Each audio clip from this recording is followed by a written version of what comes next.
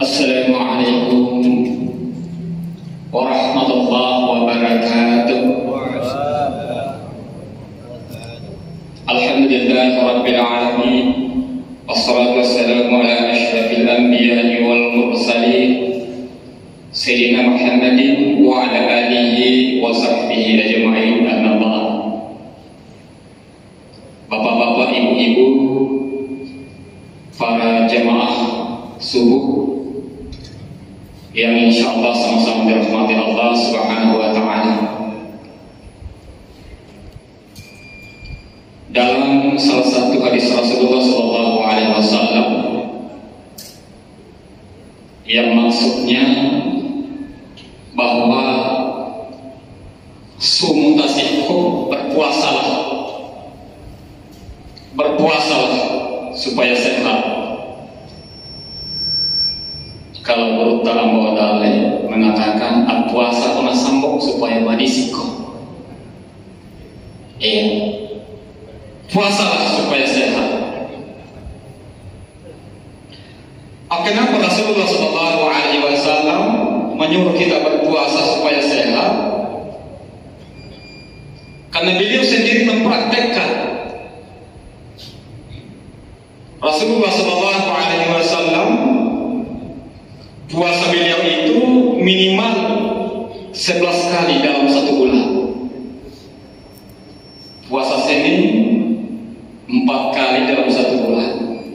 Puasa Kamis 4 kali 8. Kemudian ada puasa Ayyamul Bid 3 hari dalam satu bulan, yaitu tanggal 13, 14, 15 Hijriah.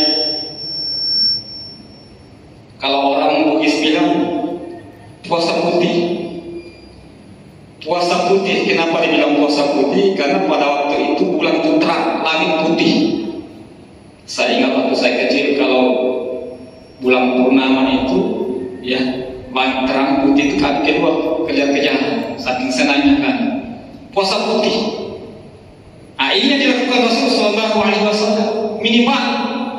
Jadi 11 kali minimal dalam satu bulan beliau berpuasa. Dan juga Rasulullah SAW kalau beliau makan itu, nanti beliau makan kalau lapar, ya. Dan pada saat makan nanti berhenti sebelum kenyang. Berhenti sebelum kenyang. Dan terbukti, ya, Rasulullah SAW itu selama hidupnya kurang lebih 63 tahun beliau hidup, tidak pernah sakit aneh-aneh. Kalau beliau sakit, paling sakit pilek, ya, atau demam biasa. Itu karena kecapean, ya, kecapean saja. Nanti beliau sakit pada saat menjelang wafatnya, akhir hidupnya, dan itulah yang mengantarkan kepada kematian. Itu sebagai sebab. Bapak Ibu yang sama-sama dirahmati Allah Subhanahu wa ta'ala, saya ingat guru saya Kiai Haji Abdurrahman Ambok Dale. Kalau beliau makan itu Pak 3 jari, jadi betul-betul dia makan itu sunnah Rasulullah itu. Dia makan pakai 3 jari dan 3 kali suap aja. Setelah dia itu biasa kalau dikasih makan nasi itu, ya, setelah ada sisanya boleh putar kali makan itu sisanya, minta ambil berkah. Dan beliau sehat. Beliau itu lebih kenyang membaca kitab daripada makan. Kerjanya baca kitab aja. Habis itu sholat, ya, beliau tuh begitu aja modelnya. Luar biasa. Jadi betul-betul sehat, mengatur makan ini adalah sehat. Jadi ada pada masa Rasulullah SAW, ya, ada seorang tabib dikirim dari Mesir sebagai persahabatan untuk orang Madinah. Dikirim, kalau sekarang tabib dokter, ya Pak, ya. ya dokter kalau sekarang dikirim ke Madinah sebagai tanda persahabatan orang Madinah. Kurang lebih 8 bulan di Madinah, beliau minta pulang. Kenapa? Beliau buka praktek di Madinah, tidak ada satupun orang yang datang, tidak ada satupun orang sakit yang datangi prakteknya, sehingga beliau merasa tidak dibutuhkan oleh orang. Akhirnya minta kembali ke Mesir, karena di Mesir dibutuhkan orang, ada orang sakit di sana. Tapi beliau minta pamit sama Rasulullah SAW, ya Rasulullah, saya pamit ini. Soalnya saya di sini kayaknya saya tidak berguna di sini, tidak manfaat ilmu saya di sini, tidak dibutuhkan orang. Selama 8 bulan, kurang lebih 8 bulan saya bertugas di sini, nah tidak ada orang yang datang, tidak ada orang sakit. Apa resepnya ya Rasulullah? Kok bisa sehat-sehat orang Madinah ini? Apa kata Rasulullah? Di Madinah ini adalah umat yang umat yang makan sebelum makan setelah lapar. Umat yang makan setelah lapar, dan pada saat makan kenyang, berhenti sebelum kenyang. Itu pesan Rasulullah. Bapak Ibu yang sama-sama dirahmati Allah, kita bisa coba itu. Kita bisa buktikan sendiri. Kalau kita punya penyakit, buktikan.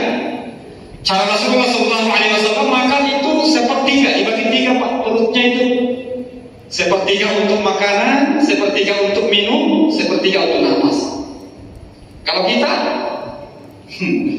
tidak usah dibilang. Nanti kita berhenti makan kalau keras perut kayak daging kerasnya. Apa gimana? Tidak sakit kita. Nah, kenyang aja buat kita sakit, gak bisa. Kalau Rasulullah tidak seperti itu, nah, makanya sehat. Bapak Ibu yang sama-sama dirahmati Allah Subhanahu wa Ta'ala, apa hubungannya puasa dengan kesehatan ini? Ya, hubungannya puasa dengan kesehatan. Ternyata dokter-dokter ini meneliti, Pak. Kok bisa begitu ya? Puasa itu bisa menyehatkan. Dokter-dokter meneliti, kok bisa? Ternyata Allah Subhanahu wa Ta'ala menciptakan satu pekakas atau alat, atau dikenal dengan bahasa medisnya bakteri, ya. Bakteri yang diciptakan oleh Allah Subhanahu wa Ta'ala di dalam tubuh kita ini. Karena makanan itu, Pak, ya, ada kadarnya yang dibutuhkan oleh tubuh. Misalnya kebutuhan tubuh itu misalnya 3 suap misalnya. Pada saat dimasukkan 5 suap, maka sisanya itu 2 suap itu yang habis itu adalah bakteri. Nah itu, sehingga tidak ada tersisa sampah. Nah kalau ada sampah-sampah di dalam perut itu, itu yang jadi racun. Jadi racun, jadi penyakit kalau berlebihan. Nah kalau orang makan sepertiga perutnya, ya sepertiga isi lambungnya itu, maka itu sesuai dengan kebutuhan tubuh. Kalaupun ada sisanya itu dihabiskan oleh bakteri, sehingga bersih di dalam. Bersih. Masuk daging, misalnya kebutuhan daging perut itu misalnya 3 sendok, kita masukkan 5 sendok, ya, ada sisanya 2 sendok sebagai sampah, bakteri habiskan.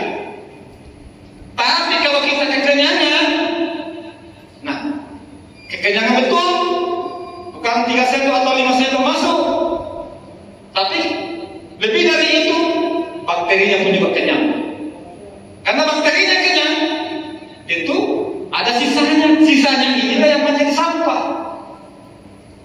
jadi racun. Nah, masuk lagi berlebihan, bakteri tidak mampu mengolah, tersisalah daging itu di dalam perut. Hanya apa yang terjadi? Jadi kolesterol. Ya, pincang lagi kita. Masuk pula, harusnya 2 sendok masuk berlebihan. Terlalu banyak minum kopi misalnya, minum teh manis-manis, bakteri kekenyangan juga, tersisa lagi pula. Kena pula.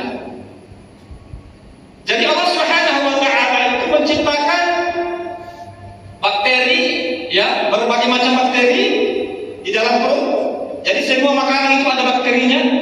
Tapi itu bakteri yang menolong kita, bukan bakteri yang jahat. Iya, masuk garam ada berlebihan, dimakan bakteri. Ya, masuk buah-buahan yang berlebihan, ada lebihnya dimakan bakteri. Tapi kalau kita kekenyangan betul, maka tersisa. Itu kesimpulannya seperti itu. Kesimpulannya seperti itu. Bahwa kalau kita kekenyangan, ya, makanan yang berlebihan, bakterinya juga kekenyangan di dalam, tersisalah sampah-sampah di dalam perut. Itu yang jadi penyakit bapak-bapak ini. Iya, kita selama ini kita dengar puasa itu sehat, puasa itu sehat.